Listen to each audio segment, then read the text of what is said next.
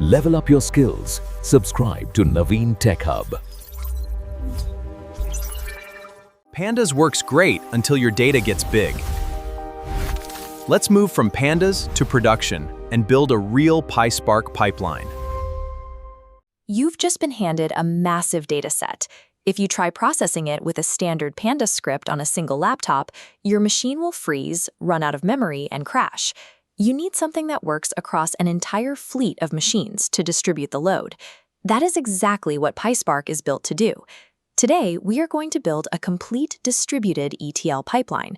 We will take raw e-commerce sales and customer data, clean it up, merge it together, and write it out in a format built for production analytics. This diagram shows a standard enterprise data pipeline. Our Spark job lives in the center under data processing. It acts as the critical bridge, pulling messy information from raw data sources, running ETL steps, and feeding structured data into analytical storage. Learning how to orchestrate this central step is what separates writing local scripts from executing production-grade data engineering. Step 1 is initializing our Spark session. You can think of this code as waking up the central brain of our operation. This brain is called the driver. The driver doesn't actually process the data itself. Instead, it looks at the resources available and assigns discrete blocks of work to a fleet of worker nodes called executors. If one of those worker nodes suddenly fails, the driver just reassigns its work to another crew member. Now that our cluster is awake, we move to the extract phase. We use the spark.read method to pull our raw e-commerce sales and customer CSV files into PySpark data frames. These data frames automatically organize that raw text into named columns.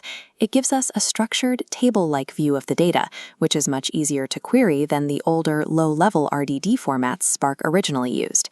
Before processing anything, we print the schema to verify our data types. We need to confirm Spark correctly identified our integers, strings, and timestamps, because if a price column is accidentally read as text, our math later on will fail. Getting a cluster properly initialized and confirming a clean schema are non-negotiable steps. Without them, distributed jobs will fail unpredictably. Next, we start the transform phase. We write the code to drop rows with missing values, filter for sales over $100, and multiply the price to add a new tax column. If you're used to Pandas, you'd expect the computer to process the data immediately after running those lines, but Spark does absolutely nothing.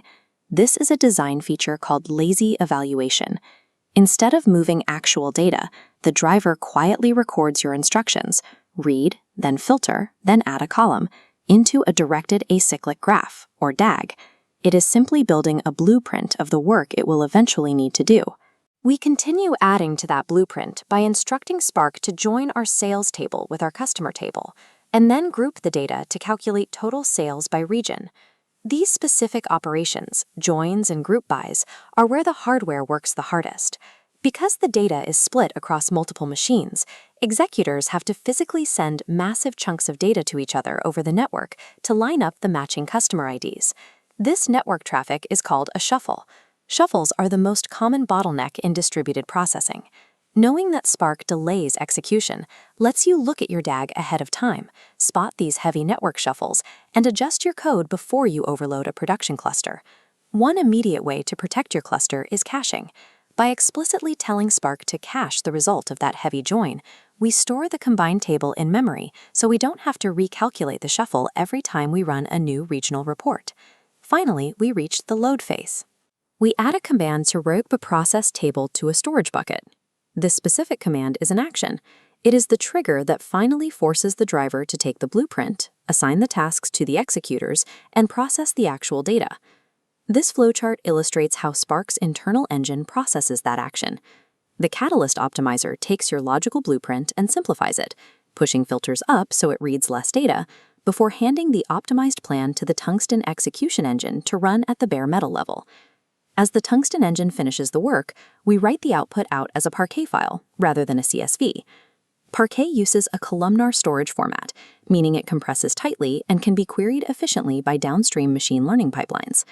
By combining strategic caching, automated query optimization, and columnar Parquet storage, our initial script operates as a highly efficient ETL pipeline. Let's look at the result of this workflow. We took dirty CSV files, distributed the cleaning and joining workload across a cluster of machines, and output a highly optimized Parquet dataset. This exact ingest, transform, and store pattern is the foundational process feeding into modern data warehouses and lakehouses, like Delta Lake. Moving from single-node Pandas scripts to distributed PySpark is the shift that makes petabyte-scale data engineering possible. Now that you have the foundation, we need to look under the hood. In our next video, we'll dive directly into Spark internals, handling memory spills, and deploying this exact pipeline to the cloud. Hit subscribe so you don't miss it, and let us know in the comments which Spark concept you want to see visualized next. And that's how we take raw data from beginner-level code to a production-style PySpark pipeline. Subscribe to Naveen Tech Hub for more practical PySpark, Databricks,